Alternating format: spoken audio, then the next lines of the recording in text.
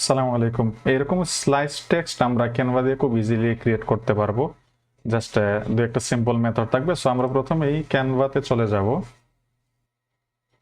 ক্যানভাতে আসার পর আপনার যে কোনো একটা ডিজাইন আপনি ওপেন করে নিতে পারেন, অথবা আপনি নতুন একটা ডিজাইনও নিতে পারেন। এখানে আমি কাস্টম সাইজে ক্লিক করে লেটস সে আমি এইটাই নিয়ে নিচ্ছি।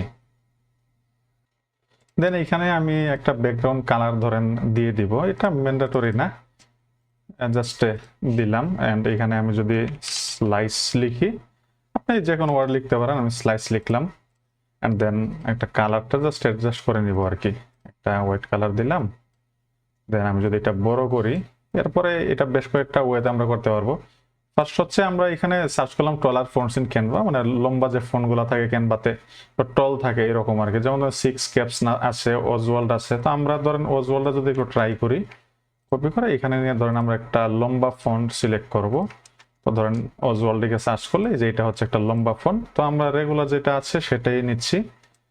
এটা আমরা বড় করব। এরপরে প্রথম যে সিম্পল যে মেথডটা থাকে সেটা হচ্ছে যে আমরা এখানে এলিমেন্টসে এসে এখান থেকে একটা শেপ নিব। এটা শেপ নিয়ে শেপের কালারটা হচ্ছে আমাদের ব্যাকগ্রাউন্ডে যে কালার আছে সেটা দিয়ে দিব। আমরা যদি এইভাবে করে ফেলি, এইভাবে একটু উপর নিচ ধরেন করে দিলাম যাতে ইটা সুন্দর করে ভাসে, অথবা মাঝামাঝিও রাখতে পারি। আমরা যদি আরেকটু বড় করি, দেন এইখানে আমরা হচ্ছে একটা আবার একটা ফন্ট এড করি। আমরা টেক্সট বক্স এড করে এখানে টেক্সট যদি লিখে দিই, টেক্সট, এন্ড কালারটা যদি আমি চেঞ্জ করে দিই,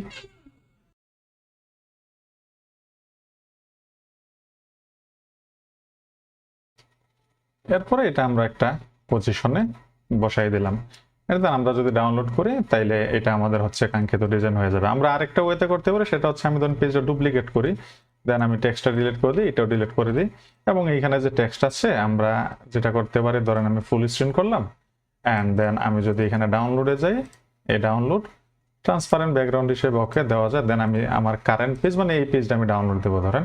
সো আমি একটু সাইজটা বাড়াইয়া ডাউনলোড দিই যাতে কোয়ালিটিটা ভালো থাকে। দেন ডাউনলোড করে ফেলবো। এরপরে ধরুন আমরা আরেকটা পেজ নিলাম, আপনি তখন অন্য কালার, আমরা একটা অন্য কালার দিয়ে ট্রাই করি। লেটস আমরা রেড নিলাম। দেন ডাউনলোড করা যে ফাইলটা ছিল সেটা এখানে দিয়ে দিব।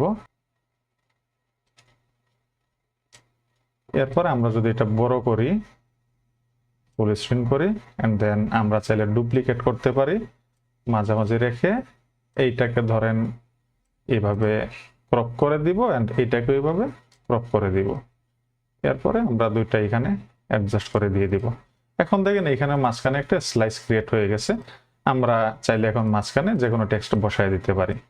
তো এখানে স্লাইস অনেকটা হয়ে গিয়েছে। আমরা যদি এখানে txt টেক্সট কথাটা লিখে দিই, অ্যান্ড দেন কালার যদি আমাদের মতো আমরা অ্যাডজাস্ট করে ফেলি, যে কোনো একটা কালার, এই যে দেখেন স্লাইস টেক্সট হয়ে গিয়েছে।